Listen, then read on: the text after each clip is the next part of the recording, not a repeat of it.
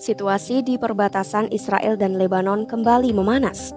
Pasukan Israel dilaporkan melancarkan gelombang serangan udara besar-besaran ke target Hizbullah. Secara spesifik, IDF menargetkan infrastruktur dan gudang senjata milik pasukan elit Hizbullah, Radwan Force. Pasukan elit yang dirancang untuk serangan ofensif dan infiltrasi ini kini menjadi target utama mereka.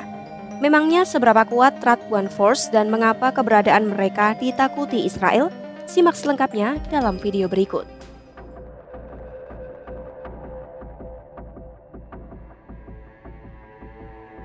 Pada Kamis 6 November 2025, ketegangan di perbatasan Israel-Lebanon memuncak usai IDF melancarkan gelombang serangan udara besar-besaran di Lebanon Selatan. Target utama serangan tersebut adalah infrastruktur dan gudang senjata milik Radwan Force, unit elit Hizbullah yang dirancang khusus untuk operasi ofensif. IDF beralasan serangan ini diperlukan karena Hizbullah terus berupaya membangun kembali kemampuan Radwan Force, yang mana Israel menganggap tindakan itu melanggar kesepakatan gencatan senjata November 2024. IDF juga menuduh Hizbullah memanfaatkan warga sipil mengingat depot senjata yang diserang berada di tengah permukiman sipil. Israel mengeklaim telah melakukan langkah-langkah mitigasi termasuk mengeluarkan peringatan evakuasi bagi penduduk di beberapa kota jauh sebelum serangan dilancarkan. Selain target militer, serangan tersebut mengakibatkan korban tewas dan luka-luka serta menghancurkan sebuah pabrik besi. Namun, Israel tidak berhenti di situ. Seorang pejabat IDF menyebut serangan ini hanya awal dari apa yang akan terjadi selanjutnya. Ancaman ini menjadi ultimatum jika Angkatan Bersenjata Lebanon (LAF) gagal melucuti senjata Hizbullah sesuai tuntutan gencatan senjata. Israel mengancam akan melancarkan operasi besar-besaran yang didukung AS, di mana operasi itu akan menargetkan Hizbullah di seluruh Lebanon bahkan hingga ke Beirut. Peringatan dan serangan ini menuai kecaman keras dari Lebanon. Presiden Lebanon Joseph Aoun secara terbuka mengecam tindakan Israel sebagai kejahatan dan pelanggaran hukum internasional serta menuduh Israel menolak kesepakatan damai. Di tengah eskalasi ini, kabar mengenai pelucutan senjata di Lebanon Selatan muncul. Militer Lebanon sendiri dilaporkan tengah berupaya menyita depot senjata Hizbullah. Sementara itu, Israel telah menyerahkan bukti pembangunan kembali persenjataan Hizbullah kepada AS dan Perancis, negara-negara yang memantau gencatan senjata mereka.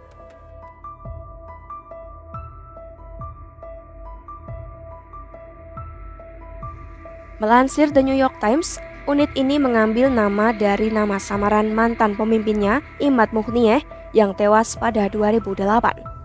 Di bawah kepemimpinannya, Radwan berperan dalam penculikan tentara Israel pada 2006 yang memicu perang. Pemimpin Radwan saat ini diidentifikasi sebagai Haitham Ali Tabatabai yang telah masuk dalam daftar teroris global AS sejak 2016.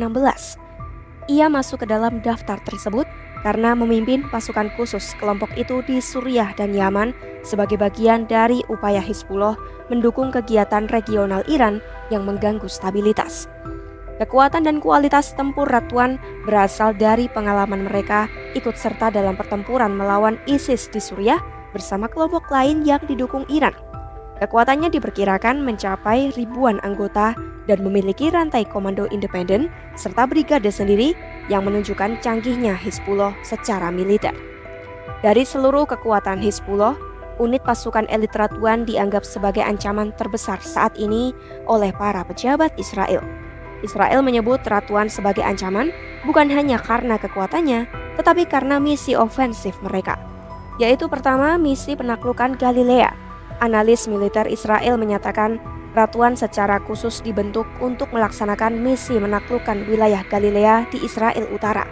Misi kedua yaitu meniru Hamas. Radwan diduga bertekad untuk mengulangi apa yang terjadi pada 7 Oktober 2023 di wilayah utara Israel, Galilea. Karena alasan ini, Israel menyatakan tidak dapat lagi menerima keberadaan pejuang Radwan di wilayah perbatasan. Keempat, misi provokasi dan latihan. Radwan secara terbuka telah menunjukkan niatnya.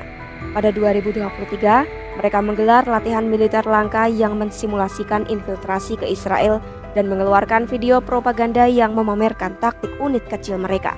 Kemudian misi selanjutnya perluasan perang Irak. Karena Hizbullah dan Hamas sama-sama didukung Iran, perbatasan Israel-Lebanon akan menjadi lokasi paling mungkin jika Iran ingin memperluas konflik menjadi perang regional. Sejak Hizbullah mulai menembakkan rudal dan drone pada 8 Oktober 2023, Ratuan telah melalui periode paling aktif sejak 2006. Di masa itu Israel secara terbuka menargetkan dan mengeklaim menewaskan sejumlah komandan Ratuan. Hampir 50 pejuang Ratuan terbunuh antara 7 Oktober 2023 hingga Januari 2024. IDF juga menargetkan lokasi yang terkait dengan Ratuan dalam serangan udara paling mematikan di Lebanon saat itu. Pertempuran lintas batas ini telah membuat lebih dari 150.000 orang di kedua pihak mengungsi. Unit elit Hizbullah ini dianggap sangat berbahaya karena tujuan utama mereka adalah menyerang wilayah Israel Utara, Galilea, dan berniat melakukan serangan seperti 7 Oktober 2023. Oleh karena itu, Israel menjadikan pasukan elit Ratuan sebagai target utama di Lebanon. Keberadaan Ratuan telah mengubah konflik di perbatasan menjadi situasi yang berpotensi memicu perang besar di Timur Tengah. Pantau terus perkembangan konflik Israel-Hizbullah hanya di YouTube Kompas.com.